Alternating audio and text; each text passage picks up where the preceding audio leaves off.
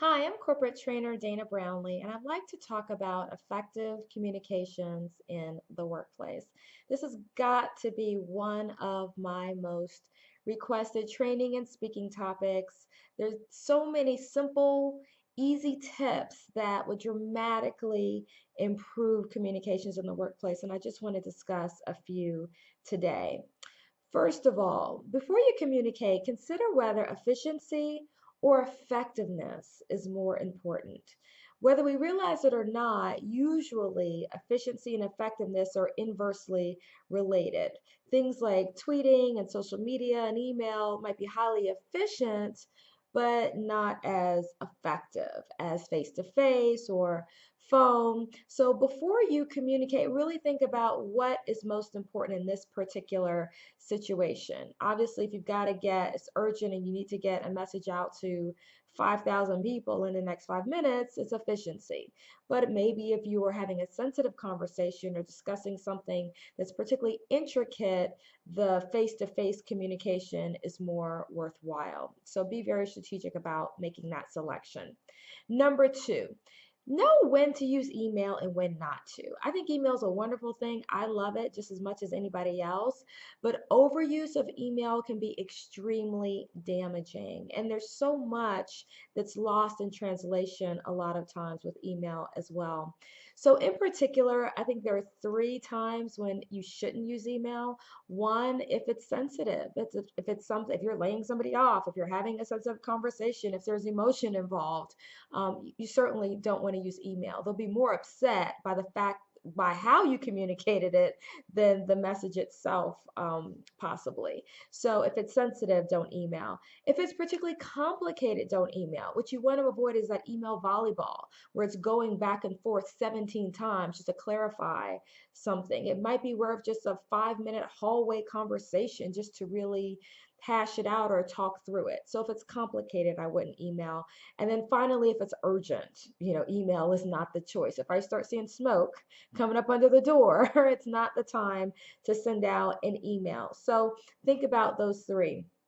Another tip is pick the communication mode that best suits the receiver.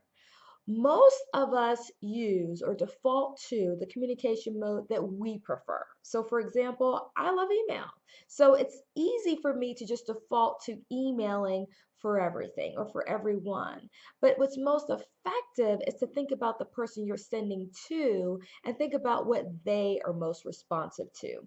We all know people that you can email them all day long. You're not going to get a response until you pick up the phone and call them, or maybe they're more responsive to text. So, really just think about the person and what they really respond to. A great activity for this that I've used with teams time and time again, I call four walls. And literally, you just label each wall with a different communication mode: email, face to face, text message, and phone. And then you just ask each person in the organization to just walk to the wall that represents their preferred mode of communication. And then you can engage. I mean, one, you get to see really quickly what each person prefers, so you can use that from now on as you try to communicate with them. But then also, you can engage in a really rich conversation about why they prefer certain modes of communication and maybe the pros and cons of some of those preferences. Another tip is don't forget that you can use more than one mode.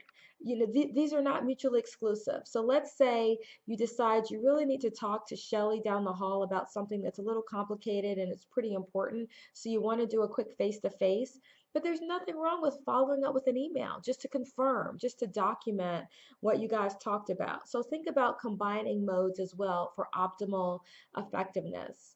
And then finally, remember to consider generational differences. This is a unique time in the workplace when we have multiple generations working side by side, and a lot of times communication preferences are very different, and how they respond to different types of communication can be very different. Even the wording that we use, the level of formality, all of that can vary by generation. So you want to take that into consideration, and you really want to have an open, honest dialogue with your team about who's on the team, what the preferences are. I like to work with teams and help them develop ground rules. I think it's a great way to kind of get everything out on the table and talk about what the group's preferences are, as well as what your pet peeves are. I had a group that I worked with recently who really was stressed about being inundated with too many emails or emails that aren't specific, and they felt like, I don't want to wade through War and Peace to figure out, 3 paragraphs later that you want me to do something. So they came up with a ground rule that said anytime you're requesting an action from someone, you must write action in the subject line in bold with the action listed, so that people don't even have to open up the email to realize that a specific task is being assigned to them or an action is being requested. So I hope these tips were helpful. If you're interested in more tips or additional articles or videos, please visit our website. It's professionalismmatters.com/resources. Thanks so much.